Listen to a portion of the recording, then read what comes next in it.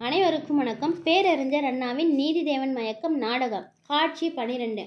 இடம் நீதிதேவன் மாளிகை. நீதிதேவன் சோகமே உருவாக சிந்தனையில் ஆழ்ந்திருக்கிறார். அப்போது உள்ளே நுழைகிறான் பணியார். தேவா, பூலோகத்தில் தாங்கள் கண்ட காட்சிகளிலே இன்னும் மனம் லயித்திருக்கிறா? இல்லை, இலங்கேசன் தன்னுடைய அரக்க குணத்தை தங்களிடமும் காட்டிவிட்டானா? கலக்கத்துக்கு என்ன சுவாமி காரணம்? இல்லை, என் காதில் பட்டவை தங்கட்கும் எட்டிவிட்டதா? நீதிதேவன்: என்ன வரும்போதே அடுக்கடுக்காக கேள்விகளை கேட்டுக்கொண்டே வருகிறாய்? எனது கலக்கம் நான் பூலோகத்தில் கண்ட காட்சிகள்தான். இலங்கேசன் தன் வாதத்திற்கு ஆதாரபூர்வமாக பூலோக நடவடிக்கைகளை காட்டினான். பூலோகம் என்ன, தேவலோகத்திலும் சில காட்சிகளை கண்டேன். அவரவர்கள் ஏற்றிருக்கின்ற தொழில், வாழ்க்கை முறை, லட்சியம் ஆகியவற்றில் இரக்கம் காட்ட முடியாத சந்தர்ப்பங்கள் பல நேரிடுகின்றன. இதை நினைத்தே கலக்கம் கொண்டேன். அது சரி, நீ ஏதோ காதில் பட்டது என்றாய். என்ன செய்தி காதில் பட்டது? பணியார்: சந்தேகிக்கிறார்கள் சுவாமி தங்களை. அது மட்டுமல்ல, குற்றமே சாட்டுகிறார்கள் தங்கள் மீது. நீதிதேவன் அலட்சியமாக: குற்றமா? என் மீதா? யார் அவர்கள்? பணியார்: தேவர்கள் சுவாமி. தாங்கள் ராவணனுடன் சுற்றி கொண்டிருக்கிறீர்களாம்.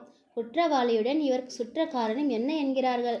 நீதிதேவன்: குற்றம் சாட்டப்பட்டவன் தனக்கு அளிக்கப்பட்ட தீர்ப்பு அநீதி, அக்கிரமம், அநியாயம் என்பது விளக்க ஆதாரங்களை காட்டினான். ஏன் அவனுடன் செல்லக்கூடாது? பணியன்: இலங்கேசனுடன் தாங்கள் செல்வது அவனுடன் லஞ்சம் பெற்றுக்கொண்டுதான் என்றும் தேவர்கள் பேசுகிறார்கள் சுவாமி. நீதிதேவன் கோபத்துடன்: எவரும் எவரை பற்றியும் எப்படியும் ஏசி திரியும் மனோபாவம் பூலோகத்தில் தான் பெருகியிருக்கிறது என்று எண்ணியிருந்தேன். எந்த விதமான பற்றோ பாசமோ கொள்கையோ லட்சியமோ இல்லாதவர்களும் பாடுபடாமலேயே பலனை அனுபவிக்க வேண்டும் என்பவர்கள் மட்டுமே இதை போன்ற இழிவான காரியங்களை செய்து கொண்டிருப்பார்கள்.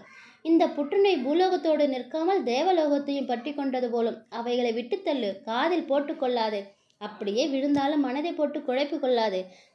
தென்னிலங்கை ராவணன் தீர்ப்பை பற்றி கவலையின்றியே இந்த விசாரணையில் கலந்து கொள்கிறேன் என்று சொல்லிவிட்ட பிறகு அவன் எனக்கு லஞ்சம் தர வேண்டிய அவசியம் ஏது?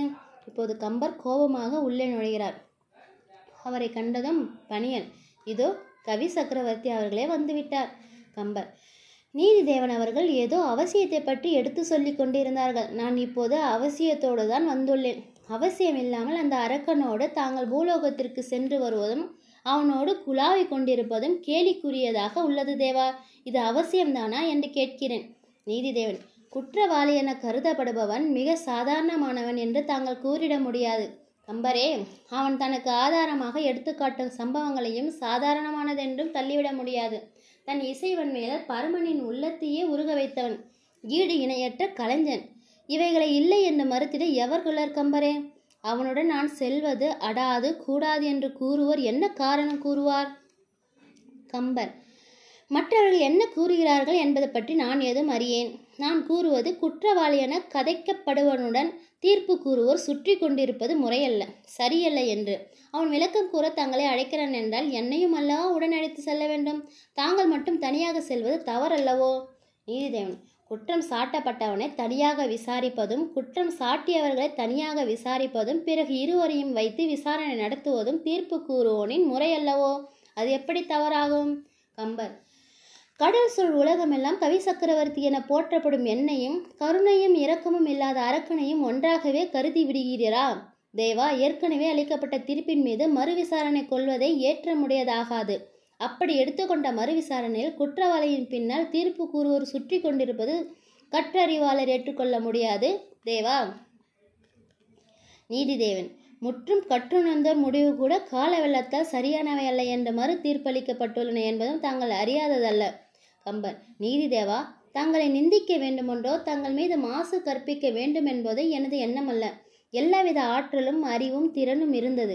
ஆனால் அன்னை சீதா பிராட்டியாரை அவன் சிறை வைத்ததும் கொடுமைப்படுத்தியதும் அவனது இரக்கமில்லாத அரக்க குணத்தால் தான் என்ற நான் எடுத்துரைத்த தீர்ப்புக்கு தங்கள் தீர்ப்பு மாறுபடுமானால் கவி சக்கரவர்த்தி கம்பர் மட்டுமல்ல, தேவரும் மூவரும் முனிவரும் பரிகசிக்கப்படுவர்.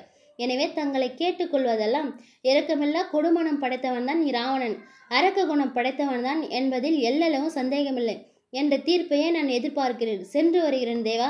கம்பர் போய்விடுகிறார். பணியார்: என்ன தேவா, ராவணனுடன் செல்வது தகாது கூடாது என்று கூறிவிட்டு கம்பர் தானே தீர்ப்பை கூறி அதன்படி தீர்ப்பும் இருக்க வேண்டும் என்கிறாரே, இது என்ன வகையில் நியாயம் தேவா? நீதிதேவன்: இதுதான் நேரத்திற்கேற்ற ஆளுக்கேற்ற நியாயம். இளங்காதிபதி தீர்ப்பை பற்றி கவலைப்படவில்லை. கம்பர் தன் தீர்ப்பு குற்றமுடையது என்று கூறிவிடப் போகிறார்கள் என்று கவலைப்படுகிறார். பார்ப்போம். காட்சி முடிகிறது. நன்றி, வணக்கம்.